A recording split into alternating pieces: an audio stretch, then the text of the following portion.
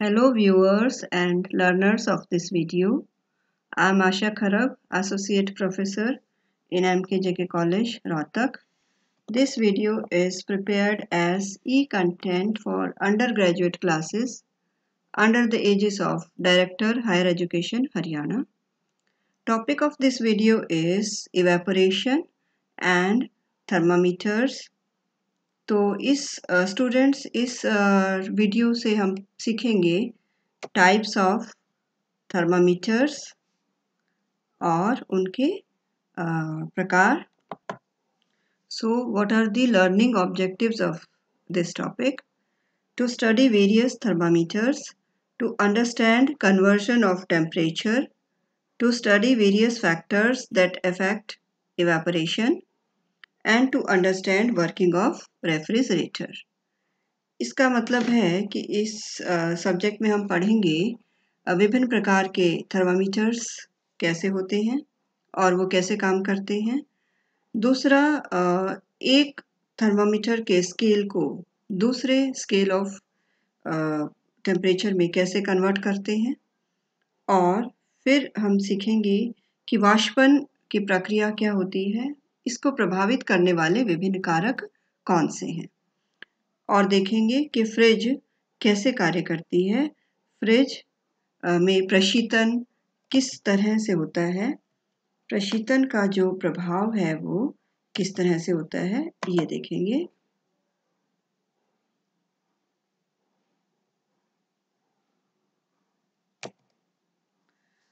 तो सबसे पहले हम देखते हैं कि what is a thermometer. Thermometer एक ऐसी डिवाइस है जो कि हमारे टेम्परेचर को मेजर करने के लिए यूज़ होती है. It's a device that measures the degree of hotness or coldness of an object. तो थर्मामीटर्स का यूज़ कहाँ किया जाता है? इसको यूज़ करते हैं हम रिसर्चेस में, अपने मेडिसिन्स में और इंडस्ट्रीज़ में विभिन्न प्रकार के थर्मामीटर्स का प्रयोग किया जाता है. 16th सेंचुरी में सबसे पहला थर्मामीटर बनाया सेंटेरियो एंड सेंटेरियो. ये एक इटालियन साइंटिस्ट थे. इन्होंने 16th सेंचुरी में पहले थर्मामीटर का आविष्कार किया था. तो अब हम देखें कि जो थर्मामीटर्स होते हैं उसके दो इम्पॉर्टेंट एलिमेंट्स कौन से होते हैं. किसी भी तरह का थर्मामीटर हो उसमें दो बेसिक चीज़ें पाई जाती हैं. एक तो टेम्परेचर सेंसर जो कि टेम्परेचर को मेजर करता है, सेंस करता है. और दूसरा इसमें कोई स्केल होता है जो कि इस टेम्परेचर को कन्वर्ट करता है डिग्रीज में. तो ये एक स्केल होता है. तो ये दो बेसिक एलिमेंट्स हैं, एक सेंसर और एक स्केल किसी भी तरह के थर्मामीटर का. इस पिक्चर में स्टूडेंट्स आप क्लियरली देख सकते हैं कि जो लिक्विड इन ग्लास थर्मामीटर है उसमें नीचे एक बल्ब बना हुआ है जो कि टेम्परेचर सेंसर की तरह कार्य करता है. और ऊपर की तरफ ये ग्रेजुएटेड स्केल है जो हमें अलग अलग डिग्रीज दिखाता है. तो ये मर्कुरी थर्मामीटर है. इस पिक्चर में आप देख सकते हैं विभिन्न प्रकार के थर्मामीटर्स जो कि अलग अलग शेप एंड साइज के हैं. कुछ डिजिटल हैं, कुछ फोरहेड या टेम्पोरल थर्मामीटर हैं, कुछ ओरल थर्मामीटर्स हैं. तो ये अलग अलग तरह के थर्मामीटर्स होते हैं. कुछ इसमें से गैस थर्मामीटर होते हैं, कुछ लिक्विड थर्मामीटर्स होते हैं. लिक्विड थर्मामीटर में मर्कुरी थर्मामीटर बहुत ही कॉमन है. और जबकि अगर गैस थर्मामीटर है तो इसमें नाइट्रोजन और हाइड्रोजन गैसेस भरी जाती हैं. गैस थर्मामीटर ज़्यादा तापमान को नाप सकता है जबकि लिक्विड थर्मामीटर उससे कम ताप को मापता है. तो ये विभिन्न प्रकार के थर्मामीटर्स कौन से हैं ये हम देखते हैं. तो इसमें सबसे पहले जो सबसे कॉमन है वो है मर्कुरी थर्मामीटर या लिक्विड इन ग्लास थर्मामीटर. ऐसा थर्मामीटर एक कांच की नली से बना होता है और इसकी ट्यूब में से हवा को निकालकर वैक्यूम क्रिएट कर दिया जाता है और नीचे से इसे सील कर दिया जाता है.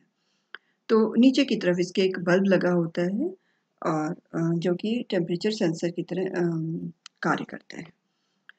तो ये जो लिक्विड थर्मामीटर है ये ओरल होता है, यानी कि मनुष्य के मुंह में रखकर ये टेम्परेचर को मेजर करता है। इसके अलावा इसे हम बगल में भी रख सकते हैं, आर्मपिट में भी रख सकते हैं, रेक्टम में भी रख सकते हैं। तो अलग-अलग स्थानों से तापमान बॉडी का लिया जा सकता है।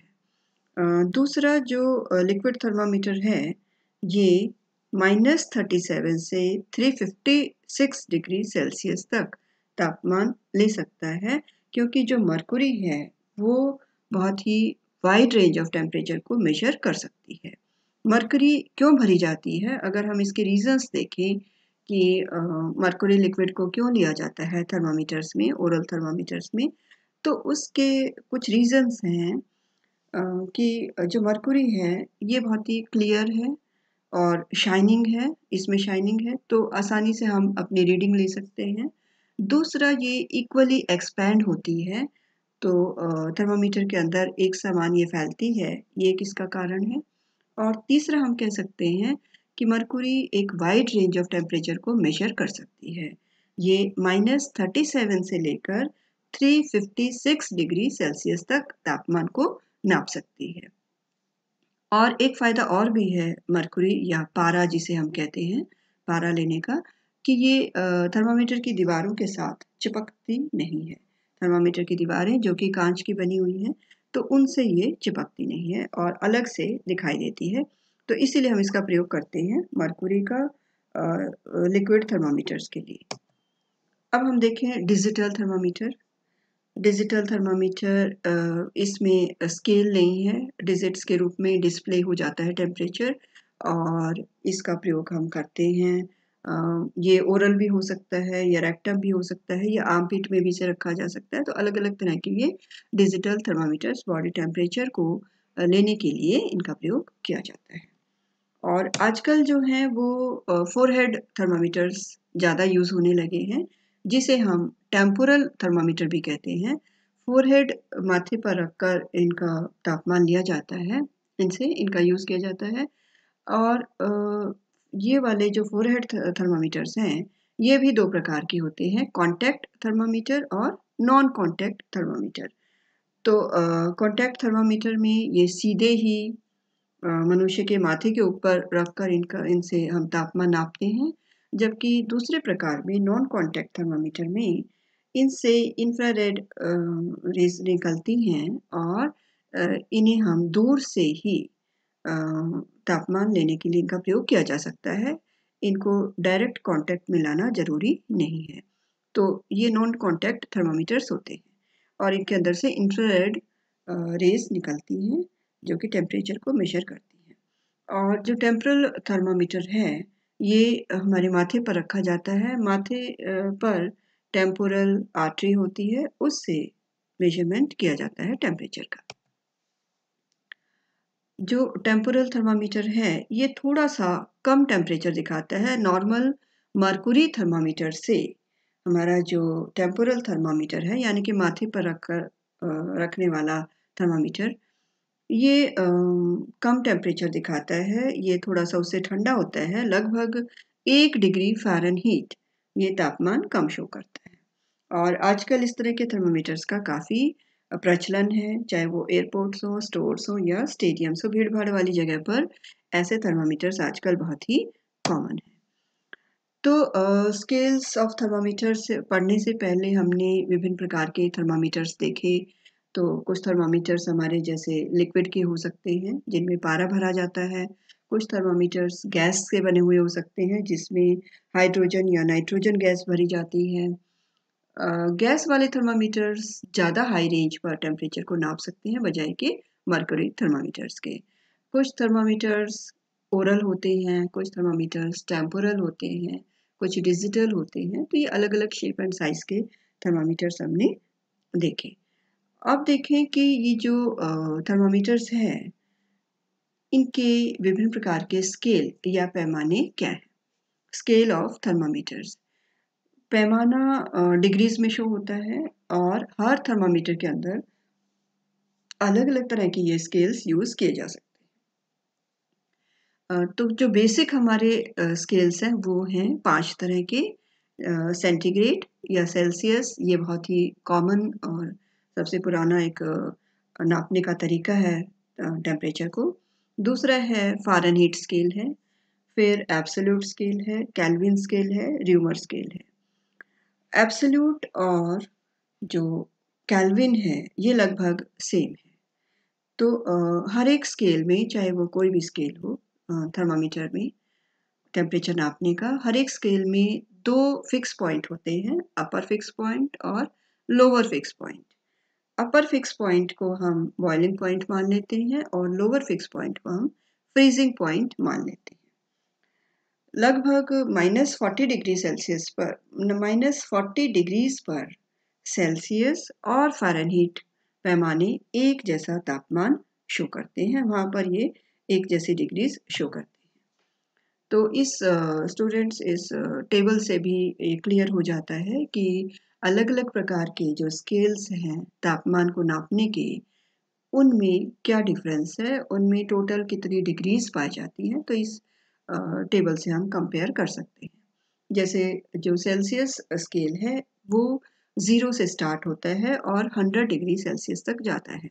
0 डिग्री सेल्सियस पर ये फ्रीजिंग पॉइंट दिखाता है और 100 डिग्रीज का बॉइलिंग पॉइंट है, और इसमें टोटल 100 डिग्रीज पाई जाती, 100 डिविजन्स पाई जाती हैं। फ़ारेनहीट स्केल 0 से स्टार्ट नहीं होता, ये 32 डिग्री फ़ारेनहीट से स्टार्ट होता है और अपर फिक्स पॉइंट इसका 212 फ़ारेनहीट है। इसमें टोटल 180 डिग्रीज पाई जाती हैं। इसी तरह से जो केल्विन और एब्सोल्यूट है, इसे हम केल्विन भी कह सकते हैं, इसको एब्सोल्यूट भी कह सकते हैं, क्योंकि दोनों सेम टेम्परेचर दिखाते हैं स्केल। और इसका लोअर पॉइंट 273 केल्विन है, जबकि अपर फिक्स पॉइंट 373 केल्विन है। इसके अंदर 100 डिग्रीज पाई जाती हैं। फोर्थ स्केल है र्यूमर स्केल। ये 0 से स्टार्ट होता है और 80 र्यूमर तक जाता है, और इसकी यूनिट जो है वो र्यूमर है। तो 0 से 80 टोटल 80 डिग्रीज इसके अंदर पाई जाती है। इस पिक्चर से भी स्टूडेंट्स आपको क्लियर हो जाता है कि जो अलग-अलग स्केल्स का जब हम कंपैरिजन करें तो उनमें बॉइलिंग पॉइंट क्या है और फ्रीजिंग पॉइंट क्या है। जल के उबलने का तापमान और जल के जमने का तापमान अलग-अलग पैमानों पर शो किया गया है। जैसे सेल्सियस पैमाने पर पानी उबलता है 100 डिग्री सेल्सियस पर, जबकि फ़ारेनहीट पर ये 212 डिग्री फ़ारेनहीट पर उबलेगा और केल्विन में ये 373 डिग्रीज पर उबलेगा। तो यहाँ पर हम कंपैरिजन इसका देख सकते हैं। अब अगर हम एक स्केल को दूसरे स्केल में कन्वर्ट करना चाहें तो उसके लिए क्या फार्मूलाज हम यूज़ करेंगे। जैसे पहले है कि अगर हम सेल्सियस स्केल को केल्विन स्केल में बदलना चाहते हैं तो C is equal to K minus 273, C is equal to K minus 273, क्योंकि जो केल्विन है वो 0 से नहीं स्टार्ट हो रहा, वो 273 डिग्री से स्टार्ट हो रहा है, तो हमें वो माइनस करना होगा। इसी तरह से अगर हम सेल्सियस को र्यूमर में कन्वर्ट करना चाहते हैं तो इसके लिए फार्मूला हम लगाएंगे C divided by 100 is equal to R divided by 80।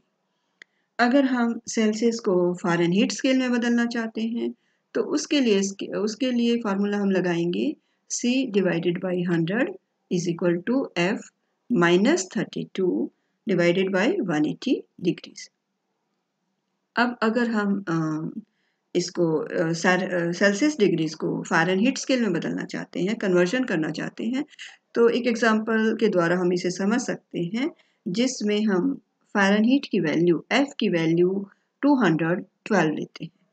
तो अगर हम ये पता करें कि 212 डिग्री फ़ारेनहीट पर सेल्सियस कितनी डिग्री शो करेगा, तो इसके लिए ये फार्मूला हम लगाएंगे C divided by 100 is equal to F minus 32 divided by 180। C divided by 100 is equal to F की वैल्यू 212 ले ली है माइनस 32, क्योंकि फ़ारेनहीट स्केल भी 0 से नहीं स्टार्ट हो रहा है, ये 32 डिग्री से स्टार्ट हो रहा है, तो हम ये माइनस करेंगे डिवाइडेड बाई 180। तो ये आ जाता है C divided by 100 is equal to 180 divided by 180। तो ये बन गया C is equal to 180 into 100 divided by 180। तो ये आ जाएगी वैल्यू C की 100। इट मीन्स कि 212 degree of Fahrenheit equal to C, that is 100 degree Celsius. अगर हम अपने नॉर्मल बॉडी टेम्परेचर को देखना चाहें तो वो अलग अलग स्केल में जो हमें दिखाएगा वो है 98.4 डिग्री फ़ारेनहीट या 37 डिग्री सेल्सियस। तो इस तरह से हम इनको इंटर कन्वर्ट कर सकते हैं। तो स्टूडेंट्स, हमने देखा कि विभिन्न प्रकार के थर्मामीटर्स कौन से होते हैं और वो थर्मामीटर्स कौन कौन से स्केल्स पर टेम्परेचर को मेजर कर सकते हैं। अब नेक्स्ट टॉपिक में हम देखते हैं इवेपोरेशन यानी कि वाष्पन। वाष्पन क्या होता है? वाष्पन एक प्राकृतिक प्रक्रिया है, एक भौतिक प्रक्रिया है जो आसपास हमारे जीवन में हर स्थान पर ये होती रहती है। और ये ऐसी प्रक्रिया है जिसमें जल या कोई भी तरल पदार्थ अपने आसपास के वातावरण से ऊष्मा लेकर वाष्पित हो जाता है और बदले में उस स्थान को या दूसरे पदार्थों को ठंडा करता है। तो व्हाट इज इवेपोरेशन? अगर इसकी डेफिनेशन हम देखें, it's a change of liquid to gaseous state by absorption of heat is called evaporation. तो ये कैसे चेंज होता है? क्योंकि जो भी तरल पदार्थ है वो अपने आसपास के वातावरण से हीट एनर्जी लेता है और अपनी स्टेट लिक्विड से गैस में चेंज कर लेता है। अब ये जो प्रक्रिया है वाष्पन की, ये हमारे प्रतिदिन के जीवन में होती रहती है, घरों में लगभग होती रहती है। तो इसमें क्या होता है कि किसी भी तरल पदार्थ की ऊपरी सतह से वाष्प बनती रहती है, गैस बनती रहती है और जो नीचे की परतें हैं वो ठंडी होती रहती है। तरल पदार्थ के कण अलग-अलग गति पर गतिशील होते हैं, उनकी स्पीड अलग होती है, या हम यूँ कह सकते हैं कि जो काइनेटिक एनर्जी है, जो गति या स्पीड है मॉलिक्यूल्स ऑफ एनी लिक्विड, वो अलग-अलग होती है। तो जो मॉलिक्यूल्स ज़्यादा गतिशील होते हैं, जिनकी काइनेटिक एनर्जी ज़्यादा होती है, वो ऊपर से वाष्पित होते रहते हैं और नीचे वाले मॉलिक्यूल्स, नीचे का जो लिक्विड है वो ठंडा होता रहता है। तो इसी प्रक्रिया को हम वाष्पन की प्रक्रिया कहते हैं। इसके बहुत सारे एग्जाम्पल्स हो सकते हैं। जैसे हम देखें कि घरों में मिट्टी के मटके में रखा हुआ पानी जल्दी ठंडा होता है या ठंडा होता है, जबकि जो धातु के बर्तन में रखा हुआ पानी है वो ठंडा नहीं हो पाता। क्यों? क्योंकि मिट्टी के घड़े में छेद पाए जाते हैं और जल इन छेदों से होता हुआ वाष्पित हो जाता है और जो अंदर के जो घड़े का पानी है वो बदले में ठंडा हो जाता है। इसी तरह से हमारे शरीर से पसीना भी त्वचा से वाष्पित होता रहता है और बदले में हमारी त्वचा ठंडी हो जाती है। पसीना आने के बाद हम ठंड महसूस करते हैं। इसी तरह से जो कूलर के मैट्स हैं वो भी कूलर के पानी को ठंडा रखते हैं। तो इसके बहुत सारे एग्जाम्पल्स हम देख सकते हैं वाष्पन की प्रक्रिया के। और कपड़ों को सुखाना, जैसे इस पिक्चर में आप देख रहे हैं, कपड़े भी वाष्पन की प्रक्रिया के द्वारा ही सूखते हैं। इसी तरह से किसी बर्तन में हम पानी लेके और धूप में छोड़ दें तो धीरे धीरे वो वाष्पित होता रहता है। तालाबों का पानी भी अपने आप वाष्पित होता रहता है। तो बहुत सारे एग्जाम्पल इसके हैं। तो वाष्पन की प्रक्रिया को अब कौन से कारक प्रभावित करते हैं? तो इसमें हम देखें सबसे पहले liquid surface area. Liquid surface area जितना ज़्यादा होगा उतनी ही ज़्यादा हमारी जो है वो वाष्पन की प्रक्रिया होगी। जितना ज़्यादा एरिया है उतना वाष्पन जल्दी होगा और ज़्यादा होगा। जैसे फॉर एग्जांपल हम ले सकते हैं कि कपड़ों को जब इकट्ठा करके रख दिया जाए, ढेर बनाकर रख दिया जाए गीले कपड़ों का, तो वो देर से सूखते हैं, लेकिन जब उन्हें फैला दिया जाए तो वो जल्दी सूखते हैं, उनमें वाष्पन की प्रक्रिया फास्ट हो जाती है। इसी तरह से अगर हम किसी तरल पदार्थ को ठंडा करना चाहें तो प्लेट में फैला देंगे, थाली में फैला देंगे तो वो जल्दी ठंडा होता है, लेकिन अगर कप या ग्लास में रखेंगे तो वो देर से ठंडा होगा। तो जितना ज़्यादा हमारा लिक्विड का सतह है या सरफेस एरिया है, उतनी ही ज़्यादा वाष्पन की प्रक्रिया फास्ट होती है। दूसरा कारक है टेम्परेचर ऑफ लिक्विड, यानी कि जो हमारा तरल पदार्थ है वो गर्म है या ठंडा। जैसे हम गर्म पानी से कपड़े धोएंगे तो वो जल्दी से सूखते हैं बजाय के ठंडे पानी से। जितना ज़्यादा लिक्विड हॉट होगा, गर्म होगा, उतना ही उसमें वाष्पन की क्रिया जल्दी होती है। फिर हम देखें एटमॉस्फेरिक टेम्परेचर, यानी कि वातावरण का तापमान क्या है। गर्मियों में कपड़े जल्दी सूखेंगे क्योंकि तापमान ज़्यादा है, सर्दियों में देर से सूखेंगे क्योंकि बाहर का ताप कम है। फिर है स्पीड ऑफ एयर, यानी कि वायु की गति। जैसे हमें पसीना आता है तो धूप में देर से सूखेगा, लेकिन अगर हम पंखे के नीचे बैठ जाएं तो वो जल्दी सूखता है। ठीक है, तो इसी तरह से अगर हम कपड़ों को भी पंखे के नीचे डाल देते हैं तो वो जल्दी सूखते हैं। जितनी वायु की गति होगी उतना ही फास्ट हमारी इवेपोरेशन या वाष्पन की प्रक्रिया होगी। अगला कारक हम देखें नेचर ऑफ लिक्विड। तो जो हमारा तरल पदार्थ है वो कैसा है। पानी है तो देर से वाष्पित होगा, अल्कोहल है तो वो जल्दी वाष्पित हो जाता है। अल्कोहल जैसे हमारा थिनर हम ले लें, या स्पिरिट ले लें, या मिट्टी का तेल ले लें, तो ये बहुत जल्दी इवेपोरेट हो जाती है। स्पिरिट ले लें, जल्दी इवेपोरेट हो जाती है। इसी तरह से फिर अगला कारक है इसमें ह्यूमिडिटी, यानी कि आर्द्रता। वातावरण में आर्द्रता कितनी है। ठीक है, अगर वो आर्द्रता ज़्यादा है तो हमारी वाष्पन की क्रिया धीमी होगी, इसीलिए बारिश के दिनों में कपड़े देर से सूखते हैं। और लास्ट फैक्टर हम इसमें लेते हैं एटमॉस्फेरिक प्रेशर। ये इन्वर्सली रिलेटेड है वाष्पन की प्रक्रिया से, यानी कि उल्टा है, विरोधी है। जितना ज़्यादा प्रेशर बढ़ेगा वाष्पन धीमा होगा, जितना ज़्यादा प्रेशर कम होगा वाष्पन स्पीड से होगा। तो atmospheric pressure and evaporation they are inversely related. Atmospheric pressure बढ़ने के साथ साथ इवेपोरेशन की प्रक्रिया धीमी हो जाती है। तो ये विभिन्न फैक्टर्स हमने देखे कि वाष्पन क्या होता है और वाष्पन की प्रक्रिया को कौन से कारक प्रभावित करते हैं। अब नेक्स्ट इसमें देखें हम वर्किंग ऑफ रेफ्रिजरेशन। रेफ्रिजरेशन जिसे हम प्रशीतन कह देते हैं, ये एक सिद्धांत है। ये फ्रिज में इसका प्रयोग किया जाता है। तो रेफ्रिजरेशन का मतलब है प्रशीतन, यानी कि वातावरण से कम ताप उत्पन्न करना, कम ताप बनाए रखना। तो फ्रिज के अंदर वस्तुओं को ठंडा रखा जाता है, देर तक ठंडा रखा जाता है, और उनके अंदर माइक्रोस्कोप की ग्रोथ भी कम होती, माइक्रोस्कोपिक ऑर्गेनिजम्स की ग्रोथ भी कम होती है। तो ऐसा क्यों? क्योंकि ये प्रशीतन के सिद्धांत पर कार्य करती है, ये इवेपोरेशन के सिद्धांत पर कार्य करती है। फ्रिज के अंदर दो तरह की बेसिक प्रोसेस चलती रहती हैं, संघनन और वाष्पन, यानी कि कंडेंसेशन और इवेपोरेशन।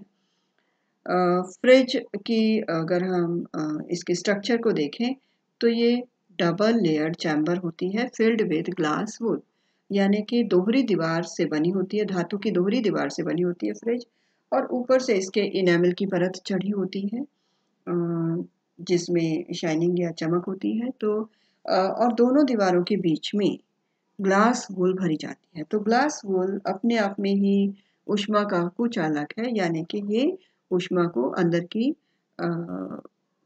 हवा को बाहर नहीं जाने देती और बाहर से गर्म हवा को अंदर नहीं आने देती। कूलिंग एजेंट जो है इसका फ्रियॉन गैस होता है। फ्रियॉन एक ऐसा पदार्थ है जो कि गैस में भी बदल सकता है और तरल रूप में भी आ सकता है। तो लिक्विड और गैस दोनों फॉर्म में फ्रियॉन चेंज होती रहती है। फ्रियॉन ये इसका कूलिंग एजेंट है या रेफ्रिजरेंट है फ्रिज का, रेफ्रिजरेटर का। जब फ्रियॉन ये कंडेंस होता है यानी कि जमता है तो ये लिक्विड के रूप में आ जाता है। जब ये वाष्पित होता है तो ये गैस के रूप में आ जाता है। अब ये सब कैसे होता है? ये होता है दोनों तरीकों से, इलेक्ट्रिकली भी और मैकेनिकली भी। इलेक्ट्रिकली क्योंकि एक मोटर लगी होती है जो कि बिजली से चलती है, और मैकेनिकली फ्रिज के पिछले हिस्से में कुछ तांबे से बनी हुई सर्पिल नालियाँ होती हैं, कॉइल्ड पाइप्स होती हैं, कॉपर कॉइल्ड पाइप्स होती हैं, जिनके अंदर ये फ्रियॉन गैस भरी जाती है।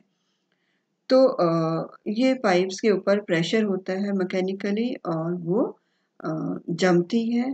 फिर जब प्रेशर कम हो जाता है तो वो गैस रूप में आ जाती है। जब इस फ्रेऑन के ऊपर प्रेशर बढ़ाया जाता है तो ये तरल रूप में आ जाती है, और जब इसका प्रेशर कम हो जाता है तो ये गैस रूप में आ जाती है। तो इस तरह से फ्रेऑन गैस एक बारी लिक्विड में रूप में बदलती है, एक बार गैस रूप में बदलती है।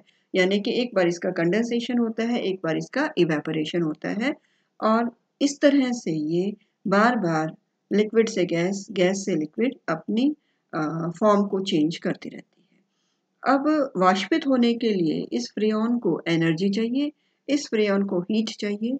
वो हीट ये लेती है फ्रिज के अंदर रखे हुए पदार्थों से, और बदले में वो पदार्थ या वो खाद्य पदार्थ या हमारे फूड स्टफ्स वो ठंडे हो जाते हैं, उनकी हीट एनर्जी निकल जाती है, और जो पानी रखा है वो बर्फ बन जाता है। तो इस तरह से फ्रिज काम करती है। तो पहले जब मोटर स्टार्ट होती है तो मोटर कंप्रेसर्स को ऑन करती है, और कंप्रेसर को हम ब्रेन ऑफ फ्रिज कहते हैं। कंप्रेसर मेन चीज़ है किसी भी फ्रिज की, और कंप्रेसर अगर ख़राब हो गया तो उसे हम रिपेयर नहीं कर सकते। ये मस्तिष्क होता है फ्रिज का ब्रेन है, मेन चीज़ कंप्रेसर है जो कि मोटर से चलती है। कंप्रेसर क्या कर रहा है? कंप्रेसर फ्रेऑन के ऊपर प्रेशर बढ़ाता है और इस गैस के फ्लो को बनाता है। तो ये जब प्रेशर बढ़ाएगा तो ये गैस जम जाएगी, लिक्विड रूप में आ जाती है, और फिर जब इसका प्रेशर कम हो जाएगा तो ये फिर से गैस बना देती है। तो बार-बार ये चेंज होती रहती है और दोबारा घूम फिर कर उन नालियों से कंप्रेसर की तरफ आ जाती है। कंप्रेसर की रिपेयर नहीं हो सकती है, बहुत ही इम्पोर्टेंट पार्ट है ये किसी भी रेफ्रिजरेटर का, और इसे इसका ब्रेन कहा जाता है। एक बार जब हमने टेम्परेचर सेट कर लिया थर्मोस्टेट से या रेगुलेटर से फ्रिज के, और उतना टेम्परेचर पहुंच गया फ्रिज के अंदर, तो इसकी मोटर अपने आप ऑफ हो जाती है। तो स्टूडेंट्स इस डायग्राम में भी आप देख सकते हैं वर्किंग ऑफ रेफ्रिजरेटर। इसमें रेफ्रिजरेशन साइकिल को ही दिखाया गया है, और इसके दो पोर्शन दिखाए गए हैं। ऊपर का जो ब्लू पोर्शन है वो इवापोरेटर कहलाता है, या इसको हम कहते हैं वाष्पन कुंडल। हिंदी में हम इसे कहेंगे वाष्पन कुंडल या इवापोरेटर। और नीचे का जो हिस्सा है वो कंडेंसर कहलाता है या संघनन कुंडल कहलाता है, और ये दोनों बीच में जुड़े हुए हैं कंप्रेसर से, और कंप्रेसर मोटर से जुड़ा हुआ है। तो इस तरह से गैस इन पाइप्स में घूमती है, और एक बारी तरल रूप में आती है, एक बार गैस रूप में आती है, और वाष्पित होती रहती है। वाष्पित होने के लिए इसे जो एनर्जी चाहिए वो फ्रिज में रखे हुए पदार्थों से ये प्राप्त करती है। तो ये टॉपिक हमारा ख़त्म होता है, और इस टॉपिक में किस तरह के क्वेश्चंस हो सकते हैं, आइए ये देखते हैं पहले हम। फर्स्ट क्वेश्चन है, how many divisions are there in Reaumur scale? यानी कि र्यूमर स्केल में कितनी टोटल डिविजन्स होती हैं? वो है 80। What is the boiling point of mercury? Mercury के उबलने का तापमान क्या है? ये है 357 degree Celsius. What are the various types of scale of measurement of temperature? ये हमने 5 स्केल देखे, absolute, Kelvin, Celsius, Fahrenheit and Reaumur. Name the cooling agent of refrigerator? वो फ्रीऑन गैस होती है। What is refrigeration? रेफ्रिजरेशन क्या है? Refrigeration तो principal है, और जो कि रेफ्रिजरेटर के अंदर होता है। रेफ्रिजरेशन क्या है? जिसे हम प्रशीतन कहते हैं। प्रशीतन का अर्थ है तापमान से कम ताप को बनाए रखना, to reduce temperature less than the environment. Why mercury is filled in thermometer? Liquid thermometer में मरकुरी या पारे को क्यों भरा जाता है, इसके क्या कारण है, ये अभी पीछे हम डिस्कस कर चुके हैं कि मरकुरी एक ऐसा लिक्विड है जो कि बहुत वाइड रेंज ऑफ टेम्परेचर को माप सकता है, और बहुत कम ताप पे ये जमता है और बहुत अधिक ताप पर ये उबलता है। दूसरा इसका फ़ायदा ये है कि ये कांच की दीवारों के साथ चिपकता नहीं है, और ऊष्मा पाकर एक समान फैलता है, और ये शाइनिंग होती है इसके अंदर, तो हम आसानी से रीडिंग ले सकते हैं। Next question is, what do you understand by evaporation? वाष्पन की प्रक्रिया क्या है?